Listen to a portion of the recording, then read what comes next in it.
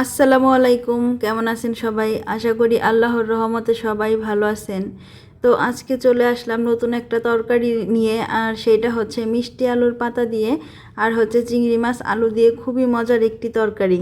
যদি আপনারা এভাবে রান্না করে না খেয়ে থাকেন তাহলে অবশ্যই আমার ভিডিওটা একবার হলেও দেখুন। তো রান্নার জন্য আমি প্রথমেই তেলে পেঁয়াজ মরিচ দিয়ে লবণ দিয়ে একটু ভাজি করে নিয়ে তারপর হচ্ছে চিংড়ি মাছ দিয়ে দিলাম। আর হ্যাঁ, চিংড়ি মাছটা অনেক বড়, আপনারা চাইলে ছোট চিংড়িও নিতে পারেন। আমি যেহেতু বড় চিংড়ি দিয়ে রান্না করছি তাই একটা চিংড়ি থেকে আমি ছোট ছোট পিস করে কেটে নিছি, যাতে দেখতে সুন্দর লাগে, ঘ্রাণ বের হয়। আর যেহেতু তরকারিটা আমি একাই খাবো, তো তার জন্য আর কি অল্প পরিমাণেই রান্না করছি। তো চিংড়ি মাছ দিয়ে একটু ভাজি করে তারপর আদা রসুন বাটা আর হচ্ছে সব গুঁড়া মশলা দিয়ে এখন আলু দিয়ে সুন্দর মতো কষিয়ে নিব। খুব ভালোভাবে কিন্তু একটু একটু পানি দিয়ে তরকারিটা কষিয়ে নিতে হবে সুন্দর করে। তাও কষানো হয়ে গেলে তারপর একটু নাড়াচাড়া করে ঝোলের জন্য পরিমাণ মতো পানি দিয়ে দিতে হবে।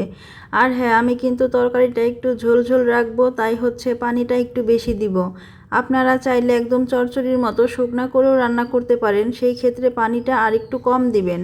তো দেখেন, আমি কিন্তু একটু বেশি পরিমাণেই পানি দিছি, আর পানি দিয়েই আমি এই পাতাগুলো ধুয়ে পরিষ্কার করে রাখছিলাম, তো সেই পাতাগুলো দিয়ে দিলাম। খুবই মজা লাগে, মিষ্টি আলুর শাকও কিন্তু রান্না করে খাওয়া যায়।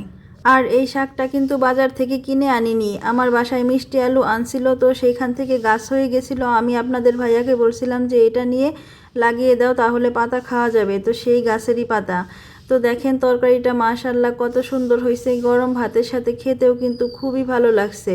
তো যাই হোক, আপনাদের সবাইকে অনেক ধন্যবাদ, ভালো থাকবেন সবাই।